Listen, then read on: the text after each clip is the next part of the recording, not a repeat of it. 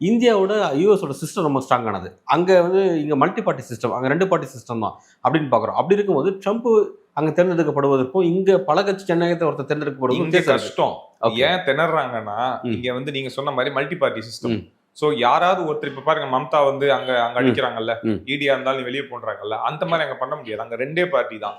2 party வேலை கொடுத்து வாங்கினா வேலை முடிஞ்சிடும்ல.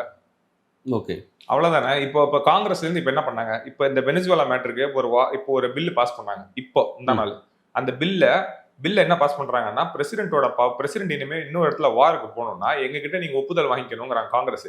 ஆனா ஹவுஸ் ஆஃப் ரெப்ரசன்டேட்டிவ் அங்க கீழ் சபை மேல் சபை இருக்குல்ல, அங்க ஒரு சபையில பாஸ் பண்ணிட்டாலுமே பிரசிடென்ட்டுக்கு பவர் இருக்கு அதை வீட்டோ பண்றது. அந்த எக்ஸ்ட்ரீம் பவர் பிரசிடென்ட்டுக்கு உண்டு. நீங்க பில்லே பாஸ் பண்ணாலும் உடச்சிட்டு போயிடுவாரு அவர். அப்போ அவ்வளவுதானே. அப்போ வந்து ஒரு அப்சல்யூட்டா 2 பார்ட்டி, ஒரு பார்ட்டி அப்சல்யூட்டா வீக்கா இருக்கு, 2 சபையிலும் இல்ல. நம்ம ஊர் மாதிரி பல கட்சிகள் பல ஊர்ல கிடையாது, பல ஸ்டேட் பல விதமா பேசாது.